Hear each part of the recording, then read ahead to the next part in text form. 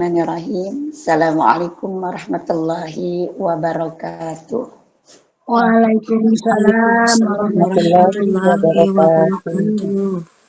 Innal hamdalillah nasta'inu wa nastaghfiruh wa na'udzu billahi min syururi anfusina wa min sayyiati a'malina. May yahdihillahu fala mudhillalah wa may yudhlil fala hadiyalah.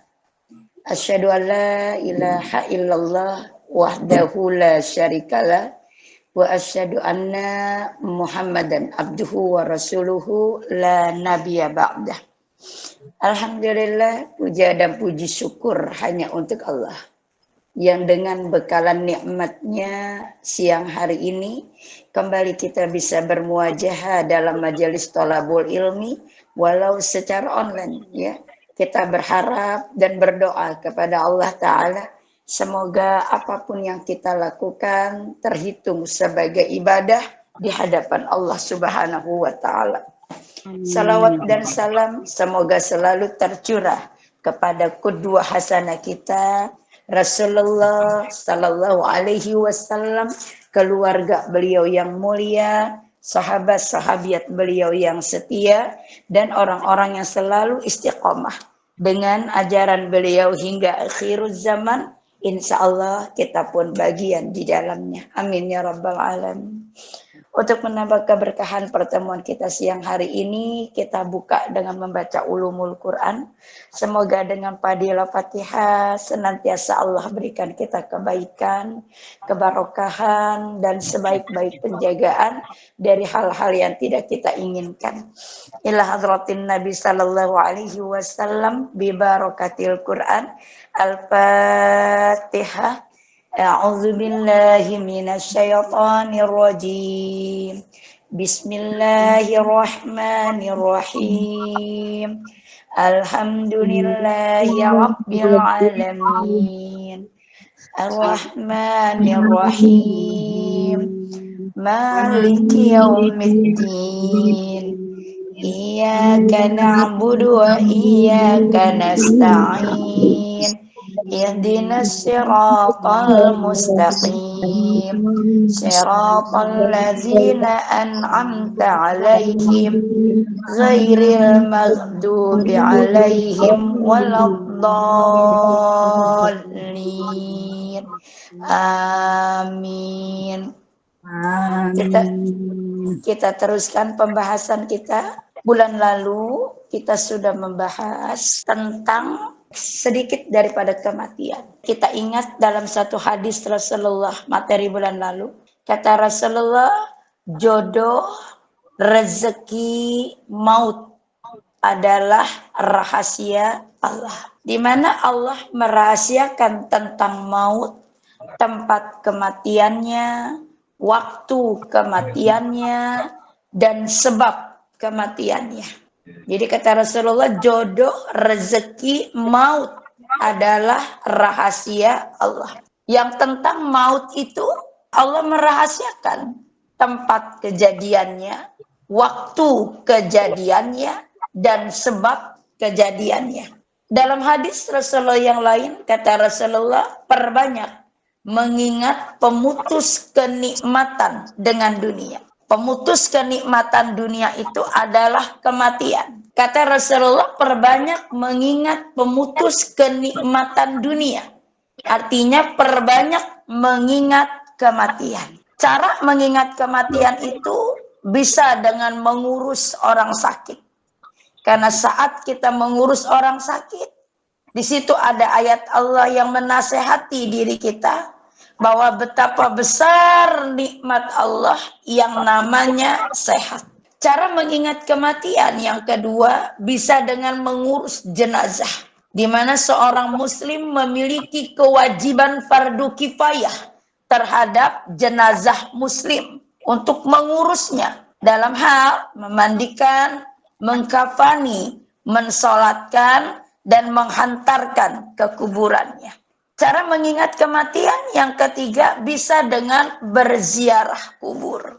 Kata Rasulullah, perbanyak mengingat kematian dengan cara tadi. Hadis ini diperjelas oleh Imam Ad-Darqaq rahimahullahu ta'ala. Kata Imam Ad-Darqaq, barang siapa yang banyak mengingat kematian. Banyak mengingat kematian. Kalimat ini sudah bersinergi dengan hadis Rasulullah tadi. Perbanyak mengingat pemutus kenikmatan dunia. Artinya perbanyak mengingat kematian. Kata Imam Ad-Darqaq, barang siapa yang banyak mengingat kematian, maka Allah akan memberikannya 3 kebaikan. Yang pertama adalah bersegera bertobat kepada Allah. Yang kedua adalah hati yang dipenuhi dengan sifat qanaah, merasa cukup, merasa puas dengan rezeki dan ketentuan Allah. Dan yang ketiga, bersemangat dalam beramal soleh. Nah, ini manfaat dari memperbanyak kematian. Makanya kata Rasulullah, perbanyak mengingat kematian. Karena sejujurnya tidak ada satu manusia pun yang siap untuk mati. Setiap manusia pasti takut akan mati. Tetapi kematian itu adalah kepastian dari Allah Ta'ala yang akan menimpa setiap makhluk yang bernyawa. Kemarin surat 3 ayat 185, 62 ayat 8, 21 ayat 34. Pada surat 3 ayat 185 Allah Ta'ala berfirman, setiap yang bernyawa akan merasakan mati. Kalimat ini memiliki makna bahwa kematian itu adalah kepastian dari Allah Ta'ala yang akan menimpa setiap yang bernyawa, artinya tanpa kecuali. Sehingga kematian itu pasti akan dirasakan oleh laki-laki atau perempuan, yang tua ataupun yang muda, yang sehat ataupun yang sakit. Yang tidak jarang kita jumpai fakta realnya, kematian itu tidak harus menimpa yang tua dulu dan tidak harus diawali dengan sakit. Pada surat 62 ayat 8, Allah Ta'ala berfirman, sesungguhnya kematian yang kamu lari daripadanya, ia pasti menemui kamu, kata Allah. Di dalam surat 62 Al-Jumu'ah ayat 8, kata Allah, sesungguhnya kematian yang kamu lari daripadanya. Ada kata lari. Tapi apa kata Allah pada surat 62 ayat 8? Ia tuh kematian pasti menemui kamu. Jadi siap tidak siap, setakut apapun kita akan pasti merasakan mati, dan kematian itu pasti akan menjumpai diri kita. Kenapa setiap kita pasti mati? Sementara kita tidak menginginkan kita kematian, kita takut mati. Pertanyaan ini dijawab dalam surat 7 ayat 34, surat 63 ayat 11. Dalam surat 7 ayat 34 Allah Ta'ala berfirman, setiap umat memiliki ajal. Kata Allah, setiap umat memiliki ajal. Arti ajal adalah batas waktu. Sinonimnya adalah batas umur. Maksudnya adalah akhir daripada umur, yaitu kematian. Lalu kata Allah, apabila ajalnya tiba, apabila kematiannya tiba, kata Allah, mereka itu manusia, tidak dapat meminta penundaan atau percepatan sesaat pun. Ini jawaban dari surat 63, dari surat 62 ayat 8 tadi. Iya, kata Allah, kematian itu pasti menemui kamu. Setiap kita pasti mati. Kenapa? Kita nggak ingin mati. Kita takut akan mati. Kata Allah, setiap umat memiliki ajal. Batas daripada umurnya. Dan batas akhir daripada umur itu adalah kematian.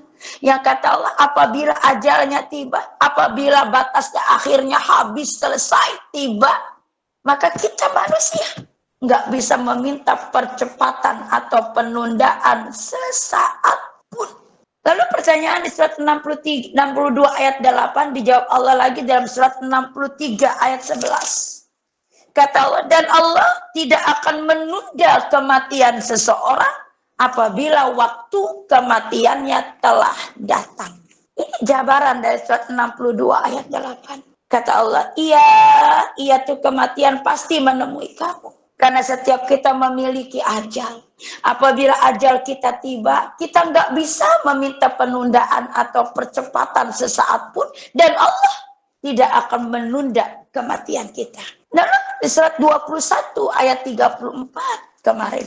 Di ayat 21 ayat 34 Allah Ta'ala berfirman, dan kami, kata Allah, tidak menjadikan hidup itu abadi bagi seorang manusia sebelum engkau Muhammad. Artinya apa? Allah tidak menjadikan kehidupan itu abadi dan tidak ada kecuali bahkan kepada seorang pun. Yang kita lihat faktanya, Nabi yang sangat dicintai oleh Allah Ta'ala karena kesabarannya, karena ketakwaannya, karena ketaatannya kepada Allah Ta'ala. Selain Nabi Muhammad adalah Nabiullah Ibrahim alaihissalam, yang Allah sendiri memuja dan memberinya gelar sebagai Khalilullah, kekasihku, kata Allah. Ibrahim itu kekasihku, kata Allah. Nabi yang sangat dicintai oleh Allah pun dia wafat. Inilah bukti, kata Allah. Tidak ada. Allah tidak menjadikan kehidupan itu abadi. Bahkan terhadap seorang pun sebelum engkau Muhammad. Yang kita lihat faktanya semua nabi sebelum Nabi Muhammad pun mengalami wafat. Bahkan tidak ada kecuali terhadap nabi yang sangat dicintai oleh Allah. Itu Nabiullah Ibrahim alaihissalam pun beliau wafat. Maka kata Allah, maka jika engkau Muhammad wafat, apakah mereka manusia itu akan kekal? Sederhananya kalimat ini, kalau Rasulullah aja wafat, maka kita pun pasti akan mengalami kematian. Nah inilah ya merupakan jadi satu penerangan untuk kita, nasihat terbaik untuk kita, bahwa setiap kita pasti akan mengalami kematian. Karena setiap kita memiliki ajal. Apabila ajal kita tiba, kita nggak bisa minta penundaan atau percepatan. Dan Allah pun tidak akan menunda kematian kita. Siap tidak siap, setakut apapun kita pasti akan mengalami kematian. Karena kematian itu adalah kepastian dari Allah Ta'ala yang akan menimpa setiap makhluk yang bernyawa. Dengan kasih sayangnya, Allah memerintahkan kita untuk persiapkan bekal. Surat 2 kemarin ayat 197. Kata Allah, bawalah bekal. Sebaik-baik bekal adalah takwa. Arti takwa adalah takut kepada Allah. Realisasi takut kepada Allah adalah mentaati perintah Allah, menjauhi larangannya. Lalu kata Allah, dan bertakwalah kepadaku. Artinya takutlah kepadaku, taatlah kepadaku, kata Allah. Wahai orang-orang yang mempunyai akal sehat. Berarti apa? Kalau kita mengaku orang-orang yang memiliki akal sehat, maka kita mempersiapkan bekal untuk kematian kita. Sementara orang yang abai pada kematian, abai pada masalah akhirat, dia terus memperturutkan kesenangan syahwat duniawi, maka bisa dikatakan dia tidak memiliki akal sehat. Kenapa nggak memiliki akal sehat? Karena dia dia melupakan bahwa dirinya pun pasti akan mengalami kematian. Bahwa dirinya pasti akan kembali kepada Allah. Dia akan berdiri di hadapan Allah untuk mempertanggungjawabkan semua apapun yang pernah ia lakukan. Tadi kata Allah, terkait dengan kematian adalah sebuah kepastian dari Allah. Allah Ta'ala mengatakan, bawalah bekal. Sebaik-baik bekal itu adalah takwa, rasa takut kepada Allah. Yang realisasi takutnya adalah mentaati perintah Allah, menjauhi larangannya. Nah, konteks mentaati perintah Allah, menjauhi larangan ini, jangan pernah kita hanya berpikir, oh itu berarti ibadah. Ya, kita berpikir ibadah itu berarti sholat, tilawah, puasa, sedekah. Enggak hanya itu. Yang dimaksud dengan bekal itu adalah ibadah. Memang ketaatan kepada Allah adalah ibadah. Tetapi skup ibadah itu tidak hanya sholat, tidak hanya tilawah, tidak hanya juga ya sedekah, tidak hanya juga puasa, tapi skup ibadah itu luas sekali. Apa itu? Semua kebaikan itu selagi niatnya lillahi ta'ala, dia ibadah. Jadi kata Allah, bawalah bekal. Yang dimaksud bekal itu adalah bentuk-bentuk ketaatan kepada Allah. Nah, bentuk ketaatan kepada Allah ini tidak hanya ibadah terkait hablum minallah, tapi terkait semua kebaikan, baik hablum minallah ataupun hablum minannas. Dan berbuat kebaikan sebagai bekal untuk kematian. Allah perintahkan dalam Al-Quran surat 2 ayat 195, 17 ayat 7, 16 ayat 7, 99 ayat 7. Kita lihat surat terdekat, surat 2 ayat 195. Bismillahirrahmanirrahim. Dan infakkanlah hartamu di jalan Allah, dan janganlah kamu jatuhkan diri sendiri ke dalam kebinasaan dengan tangan sendiri. Dan berbuat baiklah. Sungguh Allah menyukai orang-orang yang berbuat baik. Ya, surat 2 Al-Baqarah ayat 195. Selesai pembahasan kita hampir di akhir ayat. Kata Allah, dan berbuat baiklah. Ada akhiran lah yang berarti perintah. Tertulis dalam Al-Quran, maka berbuat baik itu merupakan kewajiban muslim kepada Allah. Dalam rangka taat kepada Allah, niatkan lillahi ta'ala, maka dia akan menjadi ibadah. Balasannya kata Allah, sungguh Allah menyukai orang-orang yang berbuat baik. Kemudian surat terdekat 16 ayat 97. Bismillahirrahmanirrahim. Barang siapa mengerjakan kebajikan, baik laki-laki maupun perempuan dalam keadaan beriman, maka pasti akan kami berikan kepadanya kehidupan yang baik. Dan akan kami beri balasan dengan pahala yang lebih baik dari apa yang telah mereka kerjakan. Nah, surat 16, surat An-Nahl ayat 97. Allah Ta'ala berfirman, barang siapa yang mengerjakan kebajikan. Kembali Allah katakan kebajikan. Berarti apa? Skup ibadah itu luas banget. Ya, bekal untuk kematian itu adalah ibadah. Ibadahnya tuh luas banget. Karena isi daripada ibadah itu adalah semua kebaikan apapun. Selagi pengerjaannya lillahi ta'ala, itu adalah ibadah. Dan dalam Quran pun Allah mengatakan kebajikan. Apa kata Allah? Barang siapa yang mengerjakan kebajikan. Detail sekali Allah. Baik laki-laki maupun perempuan. Syaratnya dalam keadaan beriman. Berarti apa? Allah menghendaki setiap hambanya laki-laki ataupun perempuan itu mengerjakan kebajikan. Dalam keadaan beriman. Kenapa digandeng dengan kata iman? Karena sebesar apapun kebaikan yang kita lakukan, kalau tidak dalam keadaan beriman kepada Allah, berarti memiliki kesyirikan, tandingan-tandingan pada selain Allah. Baik itu syirik kecil ataupun syirik besar, maka amalan yang besar itu pun akan tertolak sebagai ibadah. Kecil amalan kita, receh, sepele amalan kita. Tapi bila dilakukan dengan niat murni lillahi ta'ala, ikhlas karena Allah ta'ala, itu akan diterima sebagai ibadah. Yang kita bisa lihat dalam surah 98 ayat 5 kan, wa ma umiru illa liya'budullaha mukhlisina lahuddin, kata Allah. Padahal mereka hanya diperintah, kata Allah. Mereka itu manusia, hanya diperintah. Berarti nggak ada lain perintah Allah. Apa? Menyembah Allah. Sarana menyembah Allah adalah dengan beribadah. Teknik dalam ibadah dengan ikhlas mentaatinya semata-mata menjalankan agama. Dan ikhlas karena Allah semata-mata menjalankan agama berarti tidak ada niatan-niatan lain kecuali karena Allah.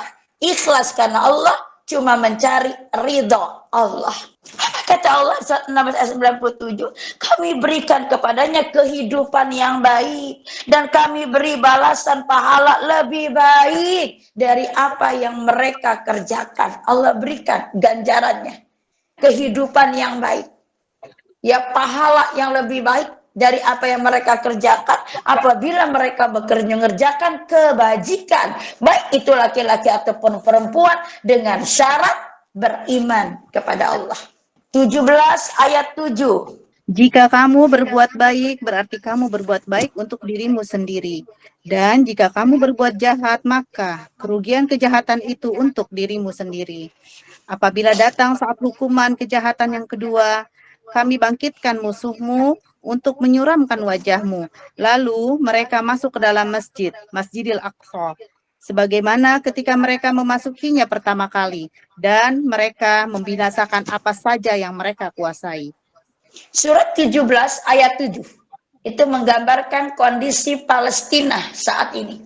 Tertulis dalam Al-Quran. Mereka menghancurkan apapun yang mereka lihat. Siapapun yang mereka temui. Sehingga faktanya mereka membunuh wanita, anak-anak, ya, lansia, menghancurkan rumah sakit, sekolah, lalu juga fasilitas umum lainnya. Itu kehancuran tertulis dalam Al-Quran. Stressing kita, kata Allah, jika kamu berbuat baik, maka berbuat baik itu untuk dirimu sendiri. Jika kamu berbuat jahat, maka kerugiannya itu untuk dirimu sendiri. Kenapa begitu? Karena Allah nggak butuh kebaikan hambanya. Allah itu maha baik. Nggak butuh kebaikan hambanya. Tetapi Allah itu maha baik, sangat baik pada hambanya. Allah nggak butuh kebaikan hambanya.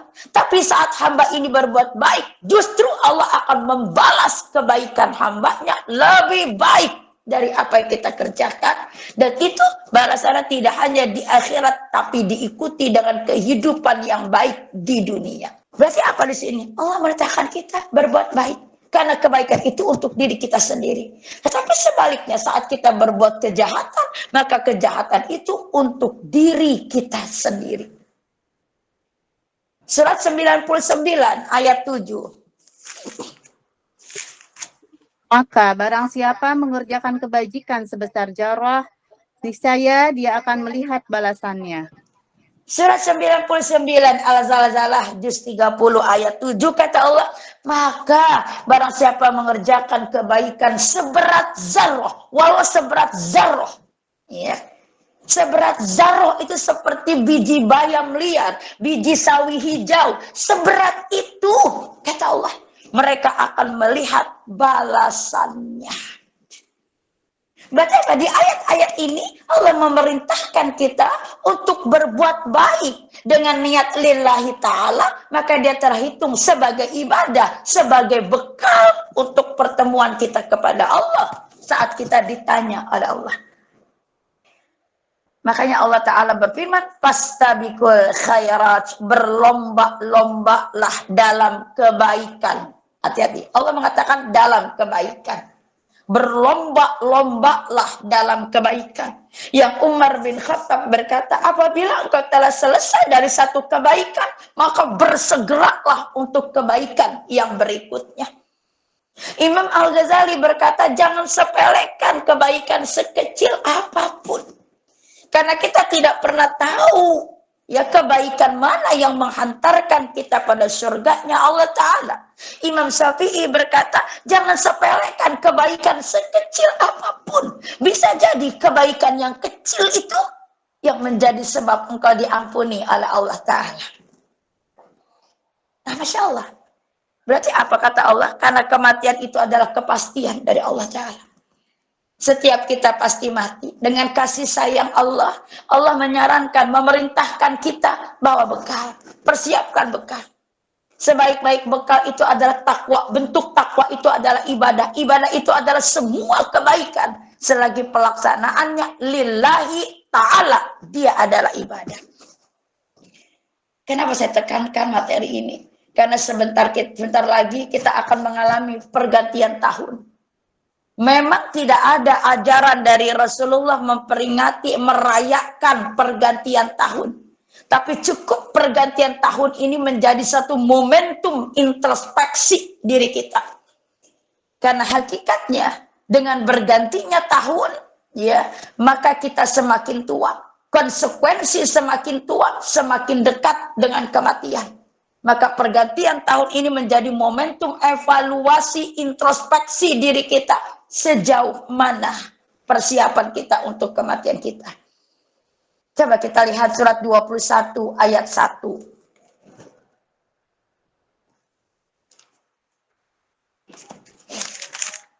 Sudah ketemu, dibaca.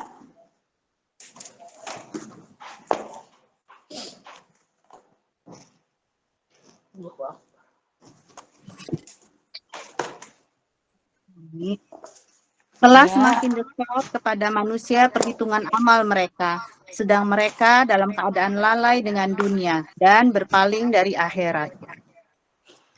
Ya, surat 21 Al-Anbiya ayat 1. Allah Ta'ala berfirman, telah semakin dekat kepada manusia. Telah semakin dekat. Berarti apa? Semakin hari berganti bulan, berganti tahun, semakin mendekatkan kita kepada perhitungan amal mereka. Perhitungan amal itu adalah kematian. Jadi Allah mengatakan telah semakin dekat kepada manusia perhitungan amal mereka. Berarti apa? Bergantinya hari, bergantinya bulan, bergantinya tahun, semakin mendekatkan kita pada perhitungan amal itu adalah kematian. Semakin mendekatkan kita kematian. Berarti apa? Setiap pergantian tahun itu menjadi bahan evaluasi bagi diri kita. Menjadi bahan introspeksi untuk diri kita. Karena diri kita semakin dekat dengan namanya kematian, apa yang sudah kita lakukan? Karena seorang sahabat berkata, ya, musibah yang paling besar bagi seorang muslim adalah apabila matahari terbenam, sementara amalnya tidak mengalami perubahan. Ini musibah. Musibah yang paling besar bagi seorang muslim adalah saat matahari terbenam. Berarti kan menutup hari untuk berganti hari. Sementara amalnya tidak mengalami perubahan. Kalimat sahabat ini bersinergi dengan hadis Rasulullah. Kata Rasulullah, hikmah itu milik orang beriman. Berarti apa? Setiap pergantian tahun, evaluasi untuk mencari hikmah. Hikmah untuk kebaikan kita ke depannya. Jangan sampai kita tersentuh di surat 21 ayat 1 kata Allah. Sementara mereka itu manusia, lalai dengan dunia. Artinya masih disibukkan dengan dunia. Terlena oleh dunia, tertipu oleh dunia. Berpaling dari akhirat. Artinya apa? Lupa pada kematiannya. Lupa pada persiapan kematiannya. Karena dirinya disibukkan melulu dengan masalah dunianya. Nah, ini tujuan kita membahas materi ini. Artinya apa? Dengan terjadinya pergantian tahun ini, berarti semakin mendekatkan kita pada kematian. Maka menjadi satu ajang pemikiran kita untuk memahami perintah Allah. Persiapkan bekal kematian kita. Bekal kematian itu adalah ketakwaan, ketaatan kepada Allah. Bentuk ketaatan itu adalah ibadah. Ibadah itu luas. Karena semua kebaikan selagi pengerjaannya lillahi ta'ala, itu adalah kebaikan. Itu adalah ibadah. Jadi semua kebaikan. Imam Syafi'i berkata, tadi dikatakan sudah, ya, bawa bekal. Bekal itu ibadah. Ibadah itu adalah semua kebaikan. Selagi lillahi ta'ala, dia adalah ibadah. Imam Syafi'i berkata, kebaikan itu ada 5 perkara. Dia juga terkait dengan ibadah pembekalan kematian kita. Imam Syafi'i berkata, kebaikan itu ada 5 perkara. 1, kekayaan hati. 2, bersabar atas keburukan orang lain. 3, mencari rezeki yang halal. 4, bertakwa kepada Allah. 5, yakin akan janji-janji Allah. Tadi kan Allah katakan, bawalah bekal terhadap kematian yang pasti kita alami. Kata Allah, bawalah bekal. Sebaik-baik bekal adalah takwa. Arti takwa adalah takut kepada Allah. Isi ketakwaan adalah mentaati Allah atau ibadah. Yang disebut ibadah itu adalah semua kebaikan. Dan Imam Syafi'i mengatakan kebaikan itu ada 5 perkara. 1, kekayaan hati. Kekayaan hati. Kita bahas nomor 1 dulu, ya. Kekayaan yang hakiki adalah kekayaan hati. Jadi kekayaan yang hakiki adalah kekayaan hati. Hati yang dipenuhi dengan sifat sabar. Hati yang dipenuhi dengan sifat qanaah, merasa cukup, merasa puas, merasa sejahtera dengan pemberian dan rezeki dari Allah. Itu. Jika hati yang dipenuhi dengan sifat sabar, merasa cukup, merasa puas, dan bersyukur kepada Allah Ta'ala. Sehingga Imam An-Nawawi berkata, kaya yang terpuji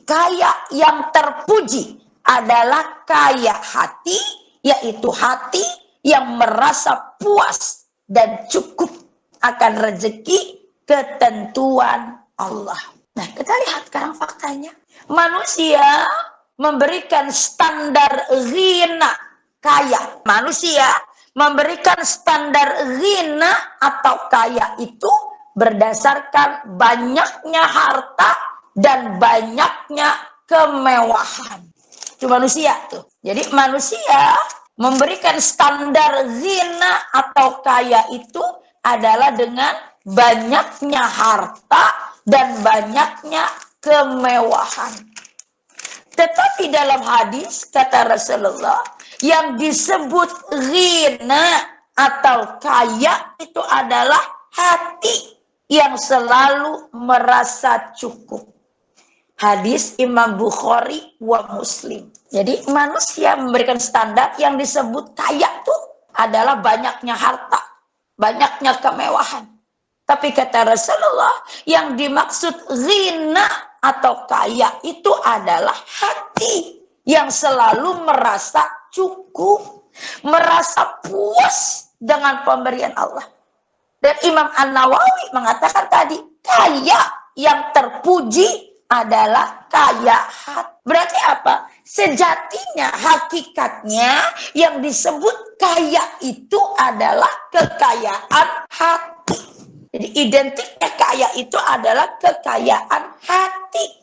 Hati yang dipenuhi dengan sifat cukup, merasa puas akan semua rezeki dan ketentuan Allah dan bersyukur kepada Allah. Dalam Abu Hatim Muhammad bin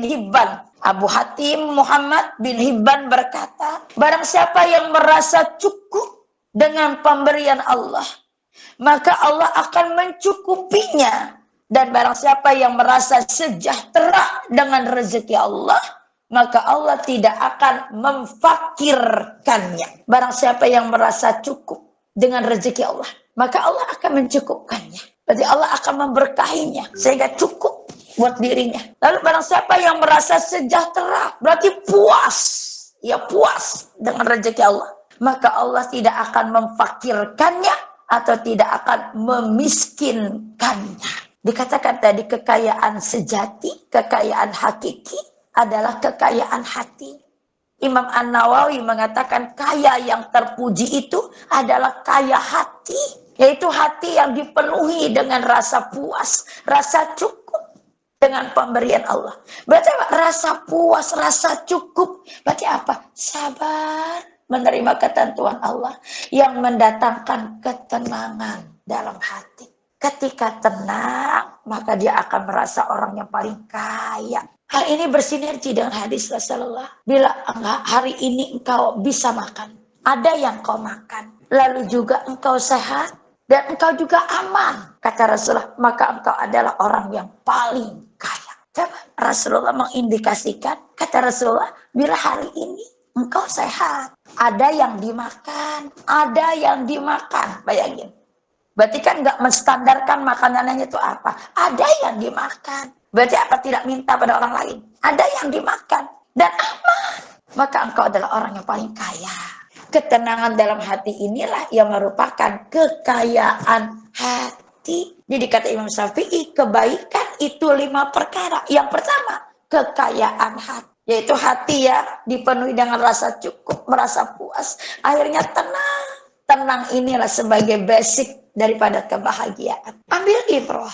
Ucapan dari Ibnu Qayyim rahimahullahu ta'ala. Kalau kita tahu Ibnu Qayyim ini adalah murid daripada Syekhul Islam Ibnu Taimiyah. Coba ya, kata Ibnu Qayyim, beliau Ibnu Taimiyah itu adalah orang yang hidupnya jauh dari kemewahan, jauh dari kesenangan, bahkan sangat memprihatinkan. Ditambah lagi dengan siksaan dan penderitaan saat beliau dalam penjara dan musuh dan penindasan dari musuh-musuh beliau. Tapi beliau adalah orang yang paling bahagia hidupnya. Beliau adalah orang yang paling lapang dadanya. Beliau adalah orang yang paling tegar hatinya dan orang yang paling tenang jiwanya. Lalu kata Ibnu Qayyim, apabila kami ditimpa perasaan gundah, gelisah, kami mendatangi beliau dan mendengarkan nasihat-nasihat beliau. Beliau Syekhul Islam itu sering mengatakan sesungguhnya keindahan surga dan taman-taman surga ada di dalam hati. Ucapan Syekhul Islam ini agak berat ya Bu. Terkenal buku-buku beliau itu agak susah dipahami kalimatnya. Karena bobot ilmu beliau. Kalau Ibnu Qayyim lebih sederhana biasanya. Kata Syekhul Islam, sesungguhnya keindahan surga dan taman-tamannya, taman-taman surga ada di dalam hati. Berarti apa Bu? Ketenangan. Ketenangan itu kita akan mendapatkan kebahagiaan, kenikmatan di dunia. Lalu kata beliau, barang siapa yang tidak mendapatkan surga di dunia, maka dia tidak akan pernah memasuki surga di akhirat. Masya Allah Bu. Coba Ibu perhatikan ucapannya Syekhul Islam Ibnu Taimiyah. Sesungguhnya keindahan surga dan taman-taman surga itu ada dalam hati. Berarti apa? Ketenangan. Rasa tenang, rasa yakin akan janji Allah, rasa yakin Allah itu maha tahu, maha melihat, maha baik. Dengan keyakinan itu, maka akan ada ketenangan di hatinya. Ketenangan itu adalah surga dunia. Bila ketenangan itu tidak ada, berarti kan jauh dari rasa syukur kepada Allah. Indikasinya tidak pernah merasa cukup, nggak pernah merasa puas dengan rezeki Allah. Kata beliau, orang seperti ini tidak akan pernah memasuki surga di akhirat. Masya Allah. Berarti apa? Betul, sejatinya kekayaan yang hakiki itu adalah kekayaan hati. Hati yang merasa puas tentu setelah berusaha. Bukan kita mengharapkan bintang jatuh dari langit. Setelah berusaha, apa yang kita dapatkan, kita terima dengan penuh rasa syukur kepada Allah. Dengan penuh rasa puas, merasa cukup pada Allah. Maka Allah akan cukupkan diri kita. Merasa puas dengan pemberian Allah setelah berikhtiar, Allah akan sejahterakan kita dan Allah tidak akan memfakirkan kita. Lalu Ibnu Qayyim berkata, hati yang selamat adalah hati yang terbebas dari syirik, kepalsuan, dengki, hasad, berarti iri, pelit, sombong, cinta dunia dan kekuasaan. Hati itu selamat dari segala penyakit dan yang membuatnya jauh dari Allah. Hati itu tidak akan selamat dari segala penyakit dan itu akan membuatnya jauh dari Allah. Ya, jadi hati yang dikatakan hati yang selamat adalah hati yang terbebas dari kesyirikan, dari kepalsuan, dari rasa dengki dan hasad, dari pelit dan sombong, dari cinta dunia dan kekuasaan. Bila terlepas dari semua itu, maka hatinya akan selamat dari segala penyakit yang akan menjauhkannya dari Allah. Bila hati kita dihinggapi oleh salah satu dari penyakit tadi, maka penyakit itu akan menjauhkan kita dari Allah. Satu, ya kekayaan hati. Dua, Imam Syafi'i berkata kebaikan itu yang kedua adalah bersabar atas keburukan orang lain. Bersabar, Ibu. Adalah betul, Ibu. Boleh membalas kejahatan dengan kejahatan yang sama. Boleh. Tetapi lebih baik membalas keburukan itu dengan kebaikan. Membalas keburukan itu dengan kebaikan. Salah satu bentuk keburukan itu biasanya rasa kecewa, rasa sakit hati. Apa kata Sayyidina Ali bin Abi Thalib? Bila engkau ikhlas menghadapi, menjalani kekecewaanmu, maka Allah akan membayar tuntas segala rasa kecewamu dengan beribu-ribu kebaikan. Bersabar atas keburukan orang lain. Padahal boleh kita balas. Tapi disuruh sabar. Untuk bisa sabar berarti apa? Ikhlas kan? Mengikhlaskan semuanya kepada Allah. Karena kita yakin Allah nggak tidur. Allah maha melihat. Allah mengawasi hambanya. Ya. Dan Allah tidak akan lalai dari setiap pekerjaan yang apa yang dilakukan oleh hambanya. Allah itu maha adil. Maka apa? Ketika dia disakiti oleh keburukan orang lain, dia sabar. Bentuk kesabarannya dia ikhlaskan semua kepada Allah. Maka kata Sayyidina Ali bin Abi Thalib, Allah akan membayar ya rasa kecewamu itu dengan beribu-ribu kebaikan. Karena Allah mencintai orang yang sabar. Salah satu bentuk beribu kebaikan itu adalah dicintai oleh Allah. Innallaha ma'as sabirin, kata Allah. Allah itu bersama orang yang sabar. Ibnu Hatim rahimahullahu ta'ala berkata, orang yang berakal adalah orang yang tetap berbuat baik kepada orang yang berbuat buruk kepadanya. Ini sulit banget, Bu. Tapi kata Ibnu Hatim tadi, orang yang berakal, yang punya akal nih, dia tetap berbuat baik kepada orang yang berbuat buruk kepadanya. Kok bisa ya orang begini? Karena dia paham, setiap kebaikan yang ia lakukan pasti akan berbalas dengan kebaikan. Kata Allah di surat 55 ayat 60, hal jazaul ihsani ilal ihsan. Tidak ada balasan kebaikan kecuali kebaikan juga. Saat dia berbuat baik, Allah akan balas kebaikannya dengan kebaikan. Tapi saat orang itu berbuat buruk kepada dia menyadari orang itu sedang mentransfer pahala kebaikannya untuk diri. Makanya sabar, ikhlas itu gampang diucapkan, tapi sakit dan berat untuk dilakukan. Tetapi sesakit seberat apapun itu merupakan sifat yang wajib dimiliki oleh orang beriman. Karena di surat 3 ayat 200 Allah Ta'ala berfirman, ya ayyuhalladzina amanusbiru, wahai orang-orang beriman, bersabarlah. Wasabiru, kuatkan kesabaran. Allah menyuruh orang beriman untuk sabar. Udah sabar, kuatkan lagi kesabaran kita.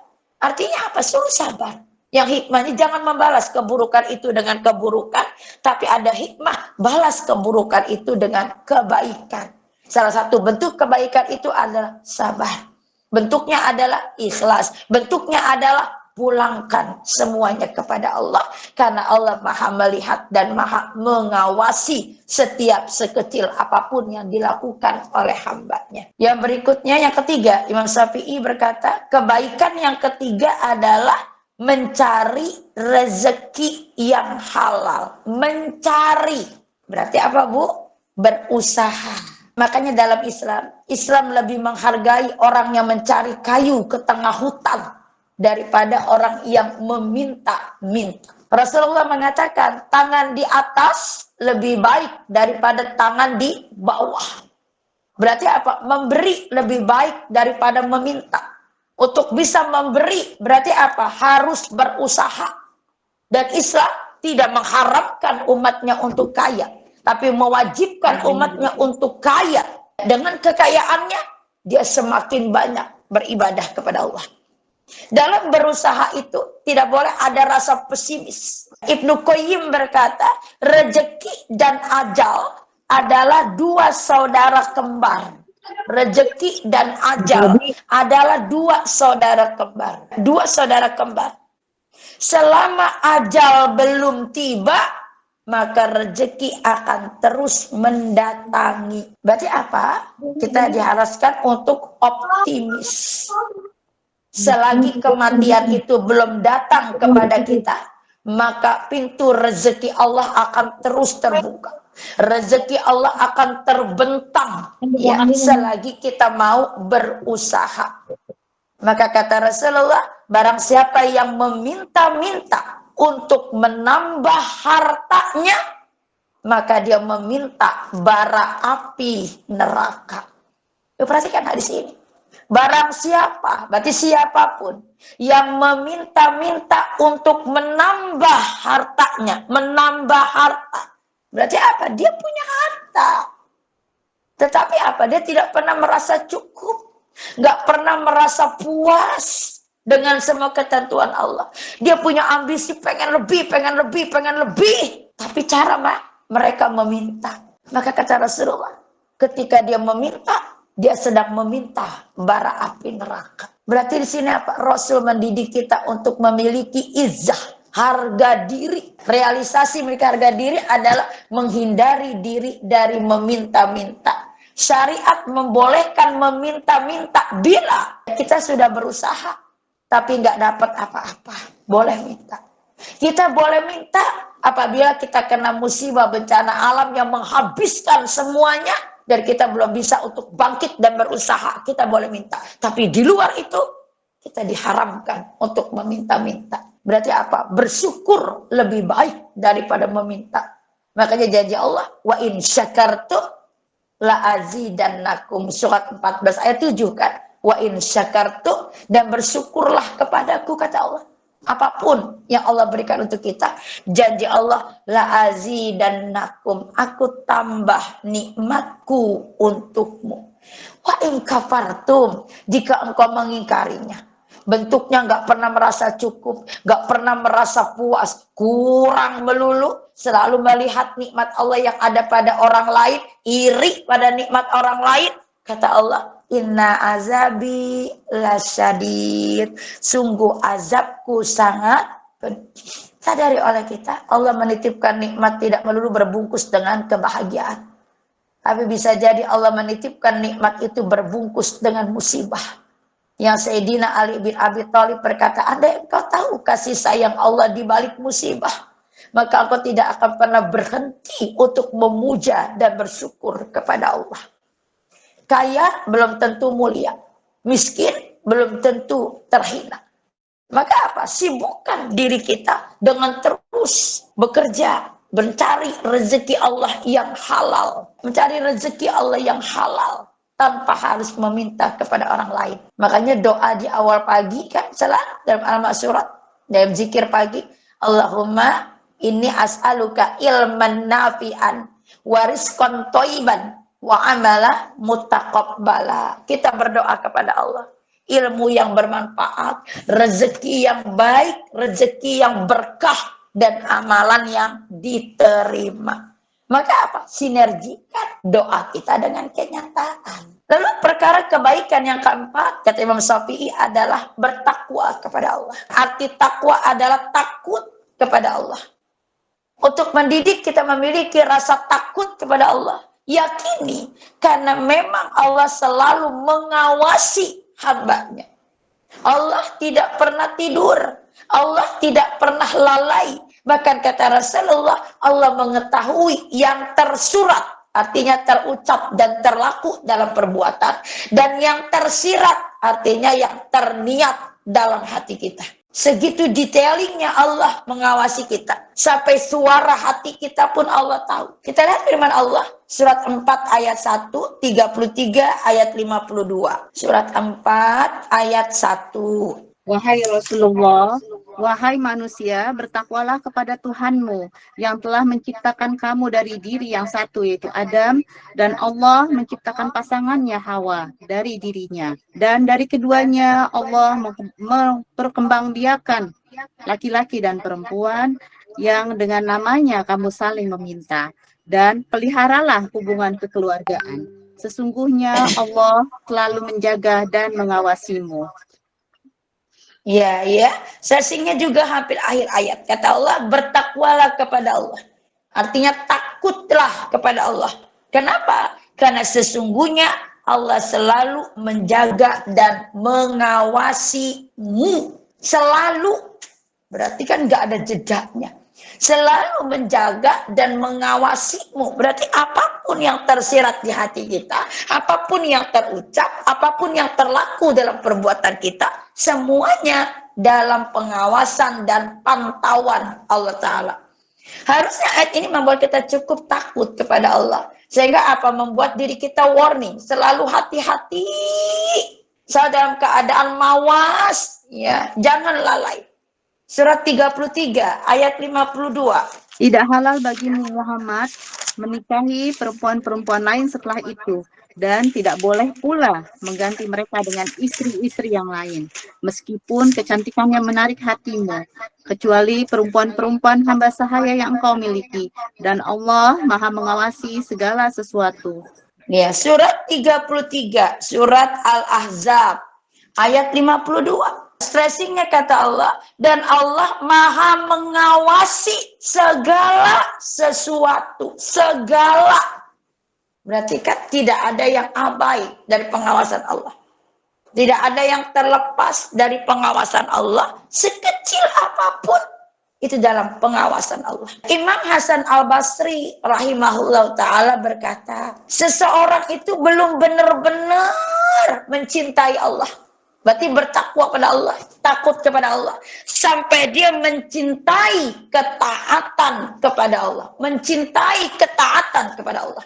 Berarti apa? Dengan rasa takutnya, takwanya kepada Allah, dia semakin tunduk taat kepada Allah.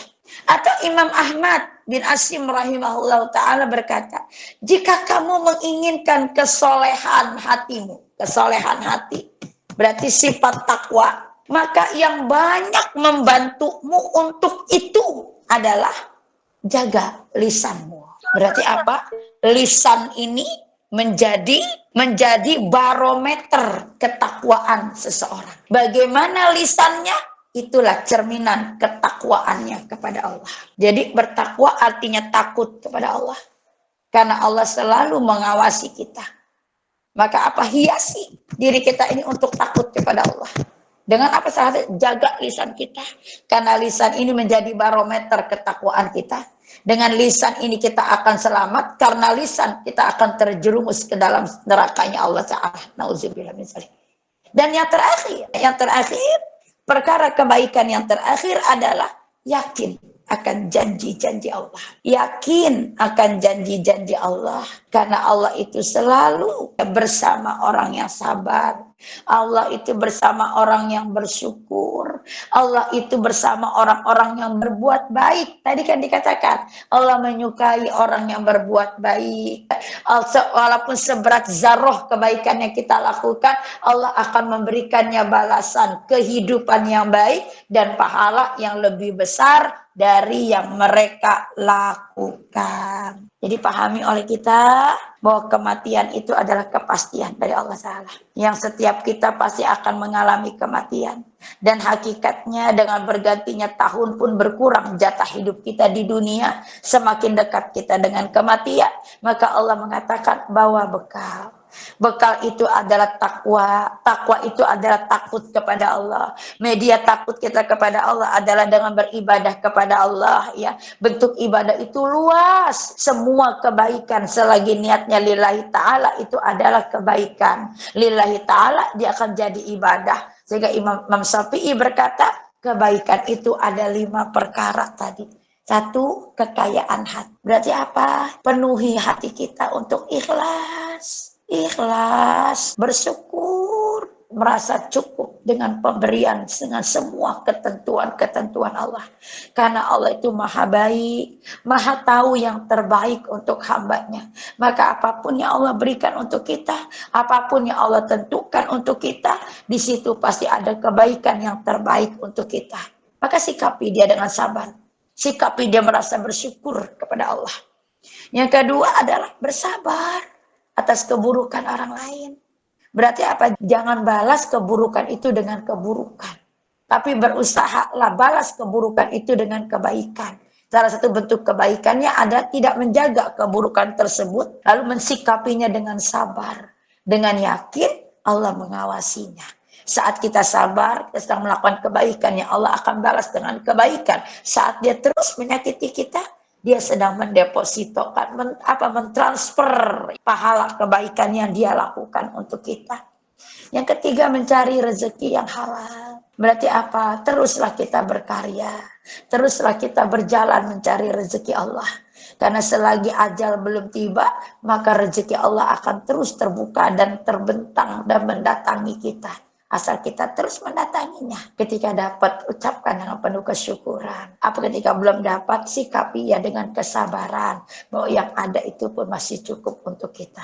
Yang keempat, hiasi diri kita dengan sifat takwa, rasa takut kepada Allah. Karena hakikatnya memang Allah selalu menjaga kita. Allah selalu mengawasi kita. Tidak ada ucapan, siratan hati ataupun perbuatan yang tidak lepas dari pantauan dan pengawasan serta penjagaannya Allah. Maka berhati-hatilah. Untuk berbicara, berhati-hatilah. Untuk melakukan sesuatu, berhati-hatilah. Orientasinya diridhoi oleh Allah ataukah tidak.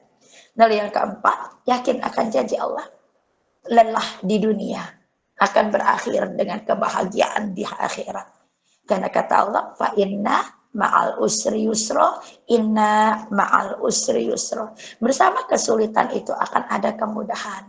Bersama kesulitan itu akan ada kebahagiaan. Bersama tangisan itu akan ada kebahagiaan. Bersama kesulitan itu akan ada kekayaan. Dan bersama kegagalan pasti ada kesuksesan. Nah, itulah kajian kita hari ini. Mudah-mudahan semakin mencerahkan pikir kita. Bahwa bekal kematian itu tidak hanya bentuk ibadahnya sholat, puasa, tilawah aja, tapi semua kebaikan. Maka jangan pernah berkata tidak bisa, tidak mau saat itu melakukan kebaikan yang kita mampu untuk melakukannya. Allah mengatakan, fastabiqul khairat, berlomba-lomba dalam kebaikan. Umar bin Khattab mengatakan, apabila engkau selesai pada satu kebaikan, bersegeralah pada kebaikan berikutnya. Imam Al-Ghazali berkata, jangan sepelekan kebaikan sekecil apapun. Karena kita tidak pernah tahu kebaikan mana yang menghantarkan kita pada surganya Allah Ta'ala. Jangan sepelekan kebaikan sekecil apapun. Karena bisa jadi kebaikan yang kecil itu menjadi sebab kita diampuni oleh Allah Ta'ala. Nah, mudah-mudahan yang sesingkat ini